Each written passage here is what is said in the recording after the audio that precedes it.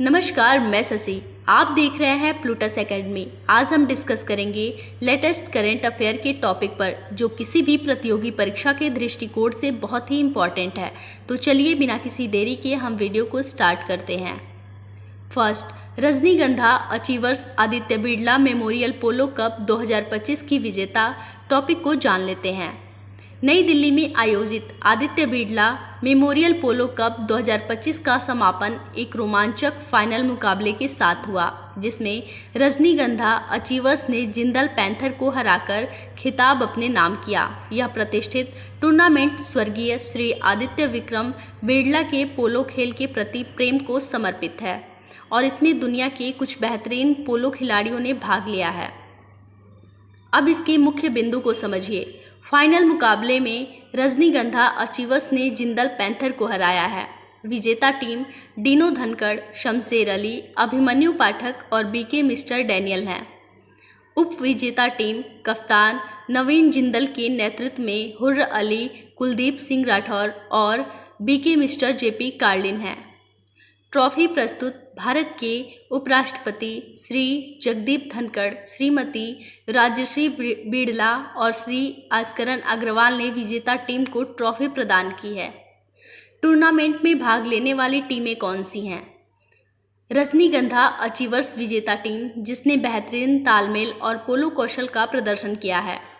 Jindal panther, एक मजबूत team जिसमें अनुभवी खिलाड़ी थे। अब आदित्य बिरला मेमोरियल पोलो कप के महत्व को समझते हैं। इतिहास और विरासत। यह भारत का सबसे प्रतिष्ठित पोलो टूर्नामेंट है, जो श्री आदित्य विक्रम बिरला की पोलो के प्रति गहरी रुचि को सम्मानित करता है। इसकी स्थापना 2018 में Aditya Birla group amateur Riders club ने इसे राष्ट्रीय पोलो चैंपियनशिप के रूप में किया था। इसका राष्ट्रीय महत्व। वर्षों में यह टूर्नामेंट भारत और विदेशों के प्रतिष्ठित व्यक्तियों और खेल प्रेमियों को आकर्षित करने वाला एक प्रमुख वार्षिक आयोजन बन गया है।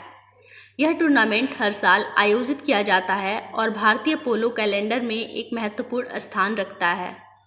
यह टूर्नामेंट एलीट पोलो स्पर्धा और स्वर्गीय आदित्य विक्रम बिरला की खेल जगत में अद्वितीय विरासत को जोड़ने का प्रतीक बन चुका है। रजनीगंधा अचीवर्स का इस शानदार जीत ने टूर्नामेंट को और भी ज़्यादा यादगार बना दिया है। भारत में पोलो खेल की लोकप्रियता और अधिक बढ़ावा मिला। दूसरा टॉपिक है, पूनम गुप्ता को आरबीआई डिप्टी गवर्नर नियुक्त किया गया है। भारतीय रिजर्व बैंक ने पूनम गुप्ता को नया डिप्टी गवर्नर नियुक्त किया। वह माइकल पात्रा का स्थान लेंगी। उनकी नियुक्ति ऐसे समय पर हुई जब 7 से 9 अप्रैल 2025 को मौद्रिक नीति समिति की बैठक होने जा रही है। मौद्रिक और वित्तीय नीतियों को आकार देने में उनकी भूमिका महत्वपूर्ण होगी। इसके मुख्य बिंदु पर नज़र डालें तो नियुक्तिकर्ता आरबीआई है। नियुक्ति तिथि 2 अप्रैल 2025 है। इसका महत्व एमपीसी की बैठक से पहले यह घोषणा की गई है। कार्यकाल संभावित रूप से 3 वर्ष है। अब इनके कार्य अनुभव की बात करें तो पूनम गुप्ता एक प्रतिष्ठित अर्थशास्त्री हैं और उन्होंने विभिन्न राष्ट्रीय एवं अंतर्राष्ट्रीय संस्थानों में कार्य किया है। National council of applied economy research की महानिदेशक हैं। प्रधानमंत्री की आर्थिक सलाहकार परिषद की सदस्य, 16वें वित्त आयोग की सलाहकार परिषद की संयोजक। इन्होंने लगभग 2 दशकों तक निम्नलिखित संगठनों में काम किया है: अंतर्राष्ट्रीय मुद्रा कोष, विश्व बैंक, वाशिंगटन डीसी। इसके अलावा वे राष्ट्रीय सार्वजनिक वित्त एवं नीति संस्थान, वैश्विक विकास नेटवर्क और विश्व बैंक के सलाहकार समूहों से भी जुड़ी रहीं। भारत की G20 अध्यक्षता के दौरान मैक्रो इकोनॉमिस्ट एंड ट्रेड कार्यक्लब की अध्यक्षता भी संभाला। आरबीआई में उनकी मुख्य जिम्मेदारियों की बात करें तो समष्टि आर्थिक स्थिरता, मुद्रास्फीति, विकास और वित्तीय अनुशासन की निगरानी, आरबीआई की मौद्रिक नीतियों में सहयोग, वित्तीय बाजार संचालन को प्रभावी बनाना, बैंकिंग क्षेत्र की स्थिरता और सुशासन को बढ़ावा देना, वैश्विक वित्त व्यवस्थाओं में भारत की भूमिका को मजबूत करना। तीसरा टॉपिक है, सेना कमांडरों का सम्मेलन 2025 नई दिल्ली में शुरू हुआ। भारतीय सेना कमांडरों का सम्मेलन 2025 1 अप्रैल से 4 अप्रैल 2025 तक नई दिल्ली में आयोजित किया जा रहा है। यह द्विवार्षिक उच्च स्तरीय आयोजन भारतीय सेना के वरिष्ठ नेतृत्व को राष्ट्रीय सुरक्षा स्थिति की समीक्षा करने, परिचालन प्राथमिकताओं का आकलन करने और उभरती चुनौतियों पर चर्चा करने के लिए एक महत्वपूर्ण मंच प्रदान करता है। इस सम्मेलन में महत्वपूर्ण सैन्य सुधारों, निर्णय लेने की नई प्रक्रियाओं और सैनिक के कल्याण से जुड़े विषयों पर गहन विचार विमर्श किया जाएगा। रक्षा मंत्री राजनाथ सिंह इस सम्मेलन के विशेष सत्र की अध्यक्षता करेंगे, जिसमें चीफ ऑफ डिफेंस स्टाफ और नीति आयोग के सीईओ सहित वरिष्ठ अधिकारी भाग लेंगे। इस दौरान भारत की रणनीतिक दृष्टि और राष्ट्र निर्माण में सशस्त्र बलों की भूमिका पर महत्वपूर्ण चर्चाएं की जाएंगी। सेना कमांडरों के सम्मेलन 2025 की मुख्य विशेषताएं क्या है, इसे भी जान लेते हैं। यह सम्मेलन 1 अप्रैल से 4 अप्रैल 2025 तक नई दिल्ली में आयोजित किया जा रहा है। यह द्विवार्षिक आयोजन होता है, जिसका उद्देश्य सुरक्षा चुनौतियों की समीक्षा और सैन्य संचालन की रणनीति तैयार करना है। इस सम्मेलन का उद्देश्य क्या है? राष्ट्रीय सुरक्षा स्थिति का आकलन और सैन्य तैयारी की समीक्षा करना, नई चुनौतियों और परिचालन प्राथमिकताओं पर चर्चा करना, भारतीय सेना की त्वरित प्रतिक्रिया क्षमता और लचीलेपन को बढ़ाना, तकनीकी एकीकरण को मजबूत करना जिससे सेना भविष्य के लिए तैयार हो सके। रक्षा मंत्री राजनाथ सिंह इस विशेष सत्र की अध्यक्षता करेंगे और मुख्य भाषण देंगे। भारतीय सेना की वर्ष 2025 को सुधारों का वर्ष घोषित करने संबंधित एक विशेष प्रस्तुति दी जाएगी। सीडीएस सेना के वरिष्ठ अधिकारियों को रणनीतिक सैन्य मामलों पर संबोधित करेंगे। नीति आयोग के सीईओ भारत की आर्थिक प्रगति और सशस्त्र बलों की भूमिका पर एक विशेष भाषण देंगे। इस सत्र का विषय सक्षम और सशक्त भारत पर केंद्रित होगा। इस टॉपिक में मैंने जितने भी पॉइंट्स बताए हैं उन्हें आप ज़रूर तैयार रखें, ये परीक्षा में पूछा जा सकता है। अब हम कुछ वन लाइनर क्वेश्चन को भी जान लेते हैं। पहला, नाविका सागर परिक्रमा द्वितीय अभियान के तहत कौन सा नौसैनिक जहाज अपने अभियान पर निकला है? आंसर है INSV तारिणी। सेकंड, यूएस के राष्ट्रपति डोनाल्ड ट्रंप ने देश में ऑटो आयात पर कितना टैरिफ लगाने का ऐलान किया है? आंसर है 25%। तीसरा, हाल ही में इसरो के किस सैटेलाइट ने 28 मार्च 2025 को म्यांमार में आए भूकंप के बाद तस्वीरें ली? आंसर है कार्टोसैट 3। फोर्थ, नीति स्टेट इकोनॉमी फोरम पोर्टल किसने लॉन्च किया है? आंसर है वित्त मंत्री निर्मला सीतारमण ने। फिफ्थ, केंद्र सरकार ने देश भर में कितने एकलव्य मॉडल आवासीय विद्यालय खोलने का लक्ष्य रखा है? आंसर है 728। 6, हाल ही में स्वामीनाथन एस अय्यर को IRDAI में किस पद पर नियुक्त किया गया है? आंसर है पूर्णकालिक सदस्य पर। विश्व ऑटिज्म जागरूकता दिवस किस दिन मनाया जाता है? आंसर है 2 अप्रैल। हर साल 2 अप्रैल को दुनिया भर में विश्व ऑटिज्म जागरूकता दिवस मनाया जाता है। इस दिन का उद्देश्य ऑटिज्म स्पेक्ट्रम विकार के बारे में जागरूकता, स्वीकृति और समझ को बढ़ाना है। दूसरा, भारतीय सेना कमांडर्स सम्मेलन कहाँ आयोजित किया जा रहा है?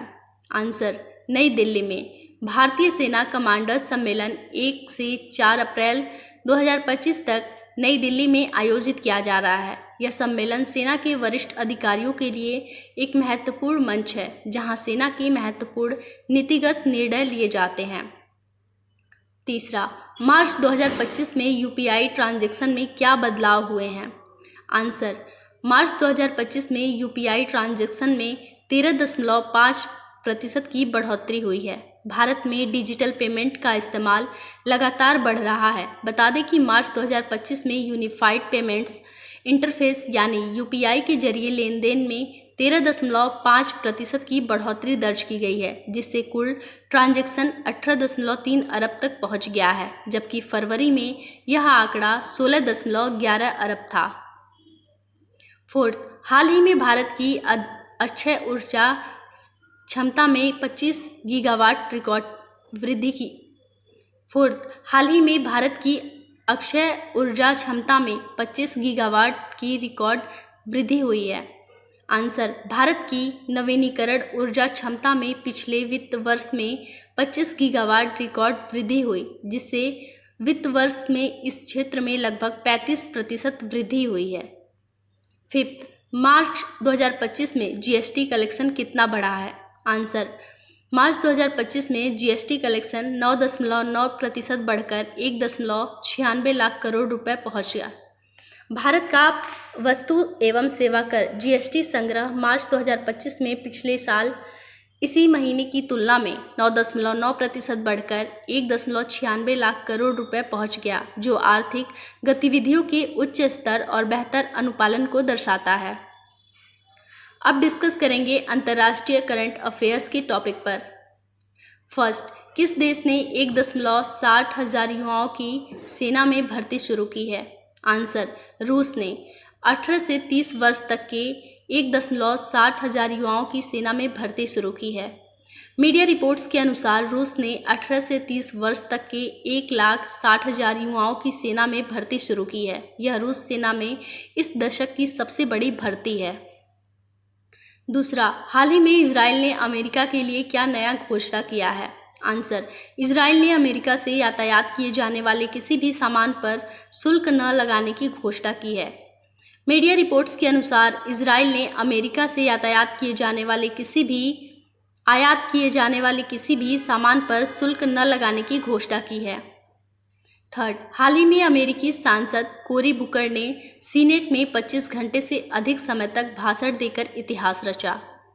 अमेरिका में न्यू जर्सी से डेमोक्रेट सांसद कोरी बुकर ने सीनेट में 25 घंटे से अधिक समय तक भाषण देकर इतिहास रच दिया है। बता दें कि कोरी बुकर ने सोमवार यानी 31 मार्च को शाम 7 बजे से बोलना शुरू किया और मंगलवार यानी 1 अप्रैल तक 8 बजे तक लगातार बोलती रहीं। फोर्थ, भारत की निहारिका सिंघानिया ने एजेल होप CSI लेयर घुड़सवारी प्रतियोगिता में जीता स्वर्ण पदक। बेल्जियम में आयोजित एजेल होप CSI लेयर घुड़सवारी प्रतियोगिता में भारत की निहारिका सिंघानिया ने स्वर्ण पदक अपने नाम किया। निहारिका सिंघानिया ने 40.72, 40.34 अंकों के साथ यह खिताब जीता है।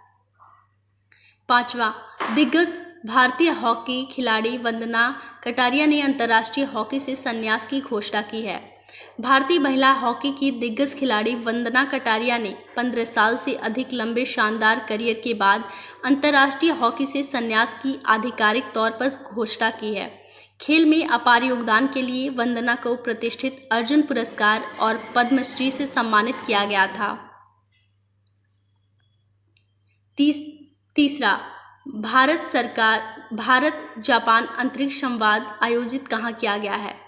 आंसर है टोक्यो में। भारत अमेरिकी द्विपक्षीय HADR अभ्यास टाइगर ट्रायम्फ का चौथा संस्करण कहाँ शुरू हुआ? विशाखापट्टनम में। तीसरा, राजधानी दिल्ली में ई-स्पोर्ट्स कॉन्क्लेव 2025 का उद्घाटन किसने किया? उत्तर, निखिल खड़से ने। फोर्थ, भारत ने ऑपरेशन ब्रह्मा के अंतर्गत किस देश को 50 टन राहत सामग्री की खेप सौंपी है? Answer, Myanmar. फिफ्थ, हाल ही में CBI ने अपना कौन सा स्थापना दिवस मनाया? आंसर, 62वां।